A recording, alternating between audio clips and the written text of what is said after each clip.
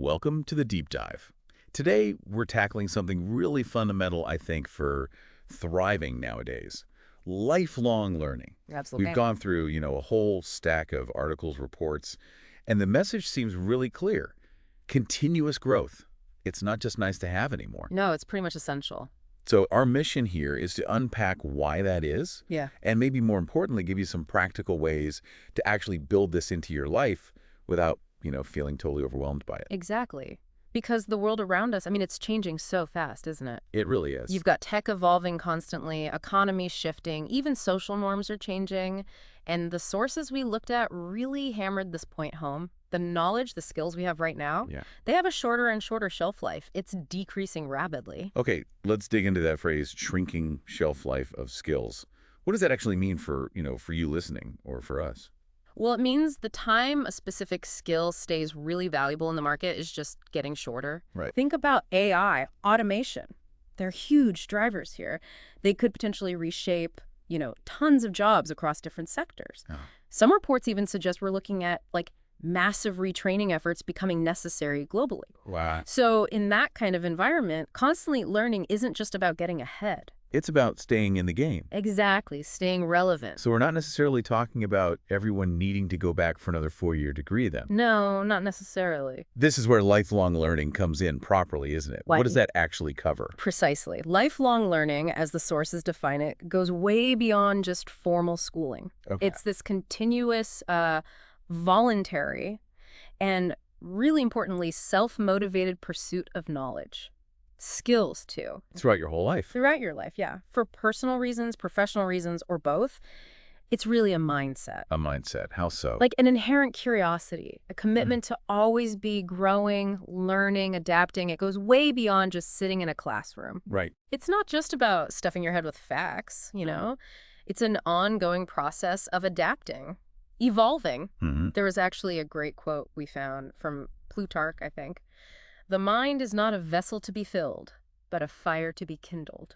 Oh, I like that. That really captures it. A fire to be kindled. Doesn't it? It's about igniting that curiosity. Okay, so the world's changing fast, skills need constant updating, and lifelong learning is this kind of ongoing fire-kindling journey. Right. What's the roadmap for this deep dive then? How are we going to break it down? Good question. We're basically looking at it in two main parts. Okay. First, we'll really explore the why. What are the compelling reasons, the benefits? Like for career, personal life. Exactly. Career, personal growth, even your brain health, resilience, social connections, all that stuff. Okay. Then we shift to the how, the practical side. Okay, making it happen. Yeah. What mindset do you need? What are the different ways to learn? What resources are out there? And crucially, how do you actually integrate it into a busy life? How do you overcome those inevitable roadblocks? Sounds like a solid plan. Comprehensive. Hmm. Let's start with the why then. How does this continuous learning thing actually help your career? Well, the most obvious one is just staying relevant, staying competitive. Okay. Like we said, the job market isn't standing still. The sources really emphasize how core skills are evolving fast. Faster than ever, probably. Seems like it. So continuous learning is basically the way you keep your skills fresh. Yeah. You ensure you still have value in your field. Makes sense. And it's not just about having the skills. Employers, they really value seeing that commitment to learning. Ah, so the act of learning itself signals something positive. Definitely. They see it as a sign of adaptability, resilience, being proactive. These are all really desirable traits. Right. Shows you're invested, not just coasting. Exactly that. Plus, if you're proactively picking up in-demand skills, think data analysis, AI, digital marketing, cloud stuff. Yeah, the hot areas. Right. That directly makes you more employable. It can open doors. Doors to what? Promotions? New roles? Yeah. Promotions, maybe better pay, different kinds of roles, maybe even switching industries if that's what you want. Hmm. And interestingly, there's this growing trend towards skills-based hiring. What's that? It's where employers focus more on the actual competencies you can demonstrate, maybe through projects, certifications, things you've learned continuously, rather than only looking at, say, your university degree. Huh. So less about the paper, more about what you can actually do. That seems to be the direction, yeah. It's a pretty significant shift. Okay. And beyond just getting hired or promoted. Well, it also helps you develop the kind of foresight you need for leadership. for innovation. How so? If you're constantly learning, you get better at seeing where your industry is headed. You can champion new ideas, lead new projects, basically contribute more creatively. You become more valuable, like what was the term? A linchpin. Exactly, a linchpin. That's a great way to put it. And even just within your current job, mastering new things often leads to more interesting work, right? Yeah, more engaging tasks. Yeah. Which boosts your feeling of competence, your confidence, and just makes you happier at work overall. Okay, the career side is definitely compelling. But you mentioned personal life, too. How does learning benefit us outside of work? Oh, in so many ways. I mean, fundamentally, it's about expanding your own knowledge, your skills, satisfying that basic human curiosity we all have, just enriching your inner world. But it often goes deeper. Engaging with new subjects, new experiences, it can really lead to self-discovery. Like finding hidden talents. Yeah, or maybe identifying areas you want to improve, getting clearer on your own values, maybe stumbling onto new passions you didn't even know you had. Right. And that's self-awareness. That's gold. It helps you make better life choices, choices that really align with who you are. I can definitely relate to that. Trying something new, stepping outside your comfort zone, it teaches you a lot about yourself. It really does. And the process itself, learning something new, getting good at it, whether it's, I don't know, a language, an instrument, cooking, it gives your confidence and self-esteem a massive boost. Each little success builds on the last. One source called it a confidence cascade. A confidence cascade. Yeah, I like that. Each win makes you believe more in your ability to learn and achieve the next thing. And that confidence probably spills back into work too, right? Absolutely. That personal growth, that increased self-belief. Yeah. It makes you more effective professionally. You're maybe more willing to tackle challenges, pursue things that really matter to you. But it's all connected. Personal growth fuels professional, professional fuels personal. It's definitely a cycle. And for a lot of people, learning brings this real sense of purpose. Meaning, just pursuing interests, things you're passionate about, whether it's a hobby or digging deep into a subject. It brings joy, satisfaction. For some, learning can even be like a sanctuary. A personal space for growth. Exactly. And even more fundamentally, learning can actually change you. Transformative. It can be. It can challenge your beliefs, broaden how you see the world, make you question your assumptions. It leads to real personal evolution. That's huge. Yeah. So it's not just about ticking boxes on a CV. It's about becoming, well, a more rounded, fulfilled person. Precisely. Now, you mentioned cognitive benefits earlier, too, brain health. How does actively learning actually impact our brains? Yeah, this is fascinating stuff. The sources are really strong on this use it or lose it idea for our minds. Okay. Lifelong learning is basically like a top-notch workout for your brain.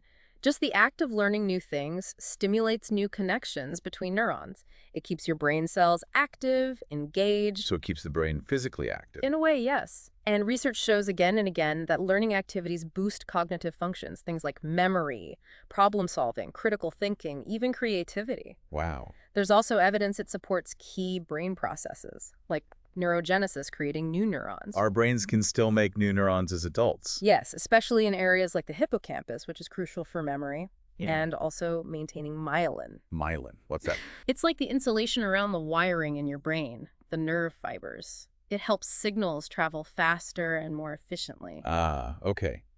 So learning helps keep the brain's communication lines working well. That's a good way to think about it. Keeps things sharp and efficient. So it really is like brain exercise. It absolutely is. And maybe one of the biggest payoffs here is how it helps fight off age-related cognitive decline. Really? How significant is that? Well, there's solid research linking mentally stimulating activities like learning a language, picking up a complex new skill to lower rates of decline as we get older, and a reduced risk of things like dementia and Alzheimer's. That's incredible. Some studies even suggest that sustained, challenging learning might delay the onset of cognitive decline by several years and significantly cut the risk. So it's not just about staying sharp now, it's an investment in our future mental health. Exactly. Proactive mental fitness for the long haul. That's hugely motivating, just knowing that learning can help protect our brains as we age. Powerful stuff. Okay, now, life inevitably throws curveballs at us. Yep. How does lifelong learning help us deal with change and build resilience? Well, in a world that feels like it's constantly changing, that adaptability you build through learning is just invaluable. The sources really highlight this. People who actively learn are just better equipped to handle stuff like new technologies, big life changes, shifts in their jobs, even career pivots if they need to make one. So it makes you more flexible. More flexible and fundamentally more resilient, that ability to bounce back when things get tough. How does learning build resilience? The process itself often involves hitting roadblocks, right? Yeah. Figuring things out, overcoming challenges. That naturally builds mental toughness, perseverance. Okay. And it ties right back into that growth mindset. We'll talk more about seeing failures not as the end of the road, but as learning opportunities. So it's not just about the skills you gain, but strengthening that mental muscle for dealing with difficulty. Precisely. And it's not just about reacting to change either. Lifelong learning encourages a proactive stance. How so? By setting goals, seeking out knowledge, staying curious about what's next, you're actually preparing for the future.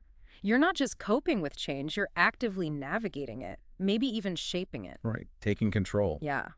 Plus, learning inherently involves tackling problems, which sharpens your critical thinking, your problem-solving skills, and those are useful everywhere in life. Okay, so we've got career, personal growth, brain health, resilience. What else? You mentioned well-being and social connections. Yes, absolutely. The benefits reach into our emotional and social lives too. Okay. Engaging your mind productively through learning can actually boost your emotional well-being. That sense of accomplishment, the purpose. Yeah. It can reduce stress, anxiety, foster optimism. Like a positive distraction sometimes. It can be, yeah, a really constructive one. And then there's the social side. Learning often happens with other people, doesn't it? Classes, workshops, online groups now too. Exactly. So you connect with people who share your interests. That broadens your network, improves communication skills, helps fight isolation. You can make new friends. Definitely. Some research actually points out that many adult learners form really meaningful new friendships through their learning activities. That's a lovely, maybe unexpected benefit. Learning, expanding your social circle. It is. And exploring different subjects, different cultures through learning, it naturally makes you more open-minded, right? Broadens your perspective. See things differently. Which fosters empathy, understanding, appreciation for diversity. It can even help reduce prejudice. People often find it connects them more to the wider world. That makes sense. So ultimately, when you pull all these threads together, career, personal growth, cognitive health, adaptability, emotional well-being, social connections, they all contribute to a better overall quality of life. It's a virtuous cycle. Exactly. People who embrace lifelong learning tend to report higher life satisfaction, maybe even live longer. Each benefit kind of feeds the others. Wow. Okay, this paints a really, really compelling picture. The why is crystal clear now. It feels like a superpower for modern life. It kind of is, isn't it? So how do we actually get this superpower? How do we cultivate that lifelong learner inside us? What's the mindset? What are the key characteristics? Right, that's the crucial next step, because knowing the benefits is one thing, but actually becoming a lifelong learner starts inside. It's about certain qualities, certain ways of thinking. It's not just about what you learn, but how you approach learning itself. And right at the heart of it all is curiosity. Curiosity, that basic human drive to know, to explore. Why is that so fundamental? It's really the engine. Curiosity is that, unquenchable thirst for knowledge, that desire to poke around, ask questions, understand how things work, discover new stuff. So it's active, not passive. Very active, seeking things out, not just accepting things as they are. It's the spark, Yeah. And it does so much. It keeps your mind sharp, boosts those cognitive skills we talked about. It's a powerful internal motivator. Intrinsic motivation. Right. It makes you want to learn even when it's hard. Curious people tend to listen better, focus more, be more productive learners.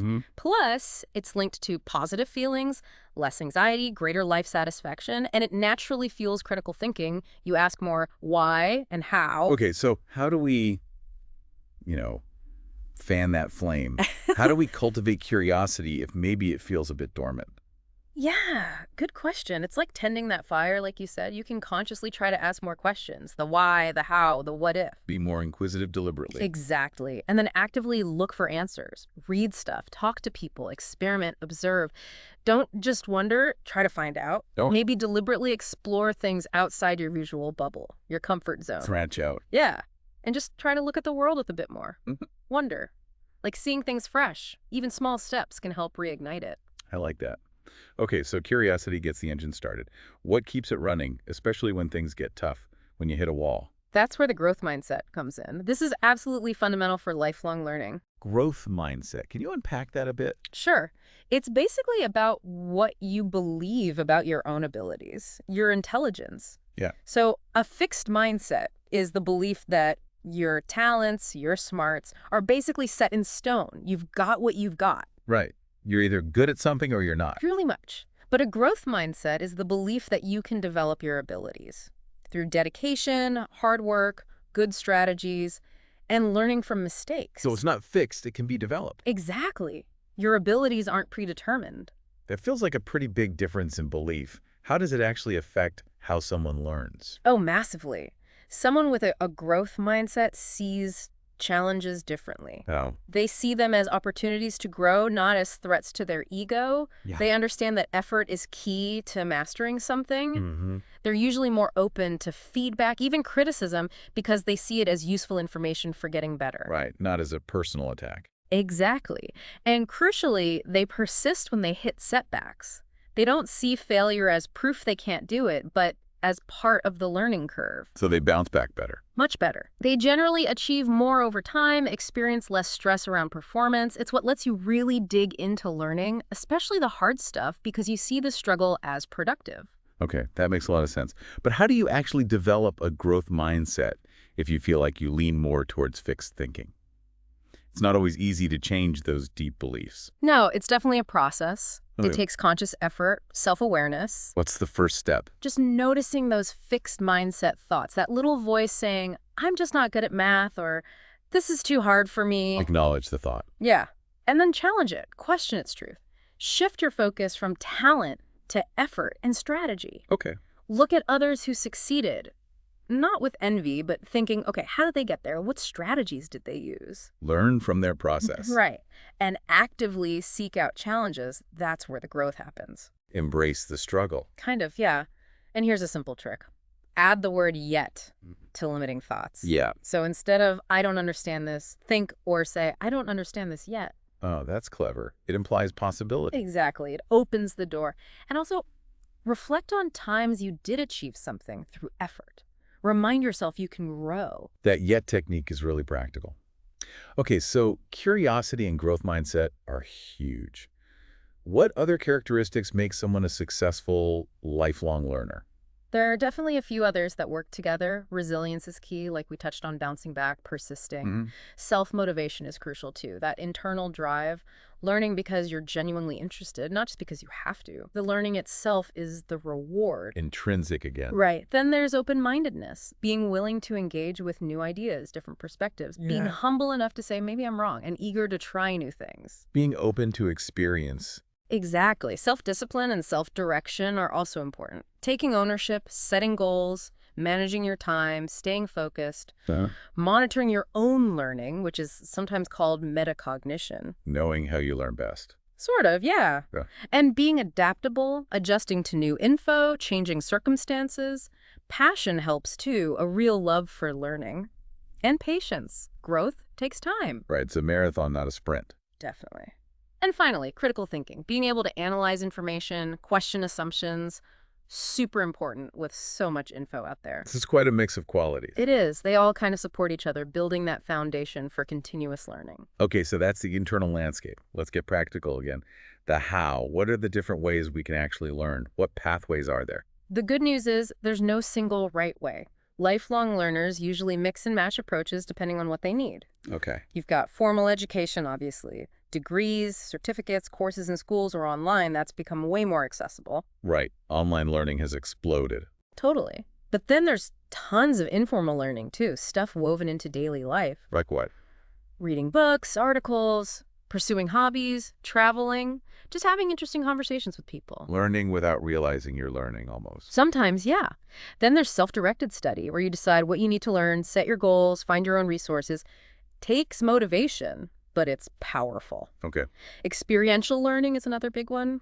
Learning by doing. Hands-on stuff. Exactly. Projects, trial and error, internships, reflecting on what worked and what didn't. Learning from experience. Right. Social learning, too, learning with and from others. Mentors, study groups, collaborating, networking, being part of a community. Like a book club or a professional group. Yeah, exactly. Communities of practice. And finally, you have all the technology-enhanced learning. Online platforms, apps. MOOCs, apps, VR, AR simulations, online discussions. Technology just offers incredible flexibility, accessibility, and personalization now. It really feels like there's a learning style or method for pretty much everyone in every situation now. There really is. And resources. Where do we find all these opportunities? They are everywhere, honestly. Online course platforms like Coursera, EDX, others, they offer courses on almost anything, often from top universities. MOOCs? Yeah. Then you have books, articles, research papers, still fundamental, both physical and digital. Good old libraries. Don't underestimate libraries. Physical and digital, often free access to amazing stuff. True. Podcasts, audiobooks, brilliant for learning on the go. While commuting, exercise. Exactly. Workshops, seminars for focused, often shorter, learning bursts. Mentors and coaches for personalized guidance. Finding someone experienced. Yeah. Communities, like we mentioned, professional groups, hobby clubs, museums, cultural events offer immersive learning. And don't forget your workplace. On-the-job training, projects, maybe mentorship programs. Sometimes they even help pay for external courses. Right. Employer support. It's worth checking out. Okay, wow. That list is huge. It could almost feel a bit overwhelming, couldn't it? How do you navigate all that? That is the key question. And that's where this idea of building your own personal learning ecosystem comes in. Learning ecosystem. Yeah, it's about consciously choosing and blending different pathways and resources, picking the ones that fit your goals, your learning style, the time you have, your situation. So it's personalized. Highly personalized. Yeah. And it's not fixed.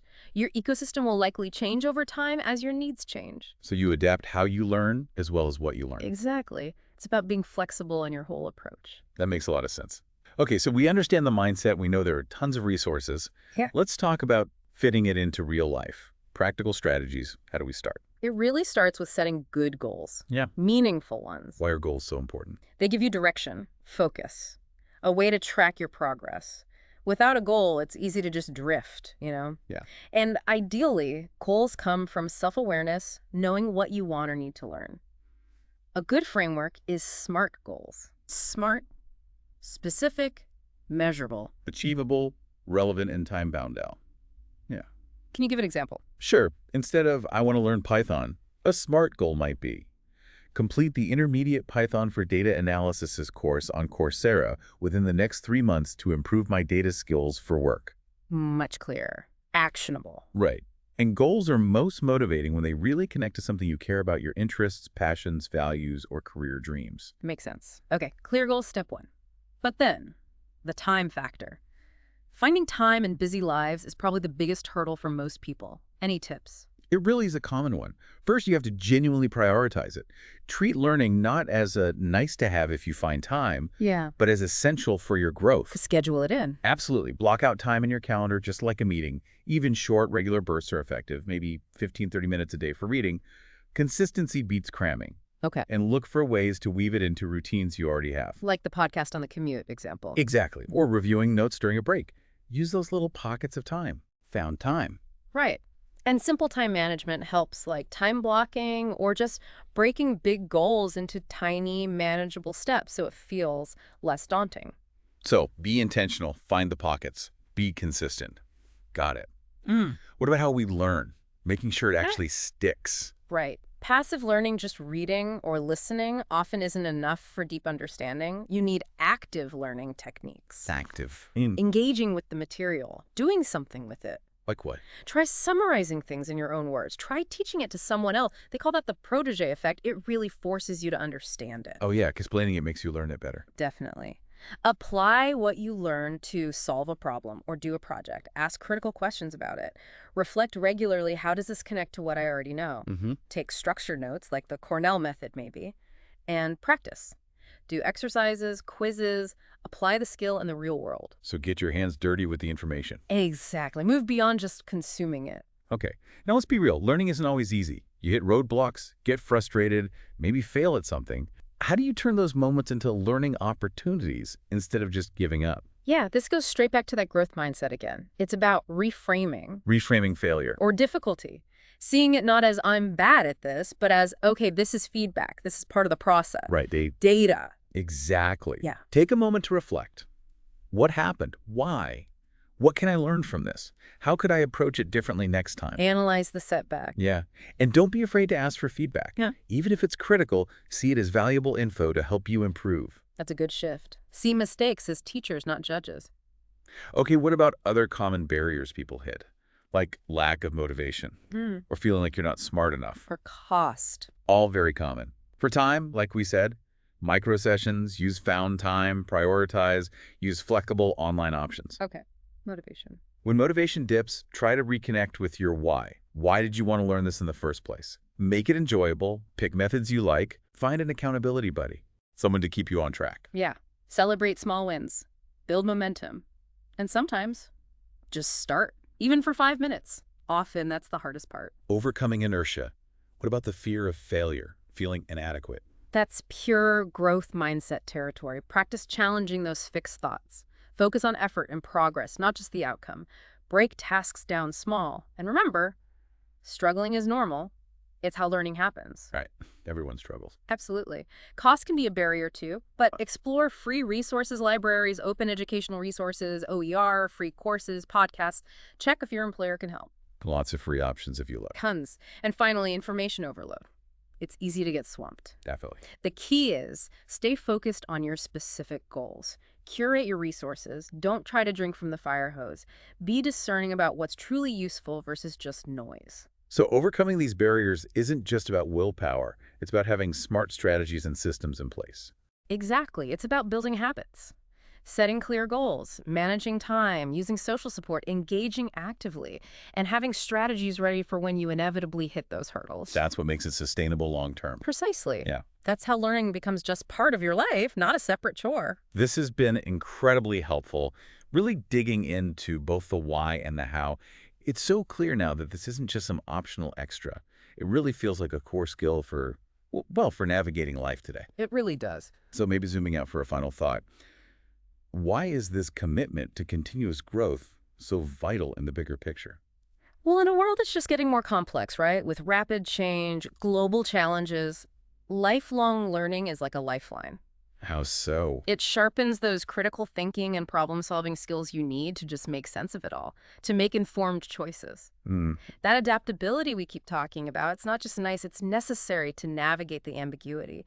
And beyond our own lives, it helps create informed citizens, people who can understand issues and participate meaningfully. So it benefits society too, not just the individual. Absolutely.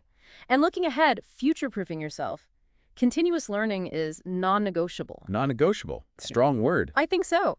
In the job market, with AI and automation constantly changing things, learning is how you stay relevant, how you adapt, how you ensure long-term career security. The focus shifts from what you knew to your ability to learn. Exactly. That dynamic capability and that agility, that resilience, it helps you navigate all of life's changes, not just work. It supports well-being. And on a bigger scale.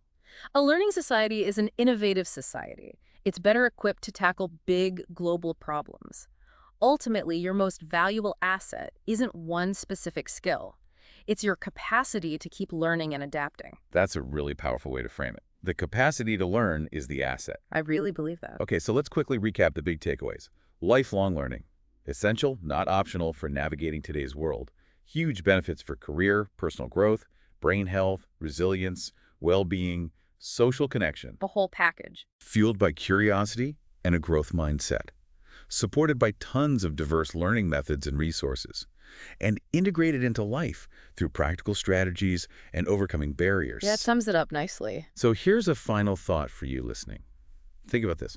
What's the one skill or one area of knowledge that if you just spent maybe 15 minutes a day on it, could make a really significant difference in your life a year from now? Just 15 minutes. What would that be?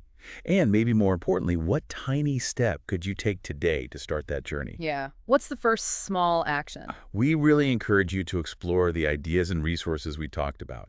See what resonates with you, your interests, your needs. Find your own path. Because investing in lifelong learning, it's not just time spent. It really is an investment in yourself, in your future. Couldn't agree more. Thanks for joining us for this deep dive.